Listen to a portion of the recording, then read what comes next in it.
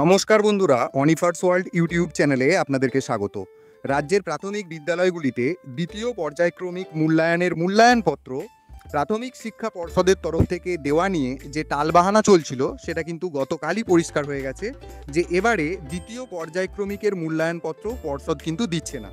তাই শিক্ষকদেরকেই মূল্যায়নপত্র আগের ন্যায় তৈরি করতে হবে। তবে প্রশ্নচিহ্ন যেখানে রয়েছে, তাহলে পর্ষদের দেওয়া রুটিন মাফিক 25শে অগাস্ট থেকে 30শে অগাস্টে কি এই মূল্যায়ন হবে, নাকি আরও এগিয়ে আসবে? তো সেই বিষয়ে উত্তর 24 পরগনার প্রাথমিক শিক্ষা ডিআই অফিস থেকে জেলার অবর পরিদর্শকদের নির্দেশ দেওয়া হলো পর্ষদের রুটিন অনুযায়ী আগামী 25 থেকে 30শে অগাস্ট দ্বিতীয় পর্যায়ক্রমিক মূল্যায়ন সম্পন্ন করার। সাবজেক্টে বলা হচ্ছে pertaining to schedule of summative evaluation 2 class 1 to 4। এখানে মনে হচ্ছে যে এটা ক্লাস 1 থেকে 5 পর্যন্ত হবে। তো আপনারা এটা একটু রেকটিফিকেশন করে নেবেন বলেই আমার মতামত।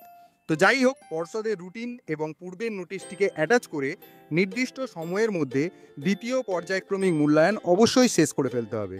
তো আশা করা যায় অন্যান্য জেলা থেকেও কিন্তু এরকম নোটিশ আসতে চলেছে। তো ভিডিওটা আপনারা সবার সাথে শেয়ার করুন এবং আপনারা যারা আমার চ্যানেলে নতুন তারা চ্যানেলটিকে সাবস্ক্রাইব করে নিতে ভুলবেন না।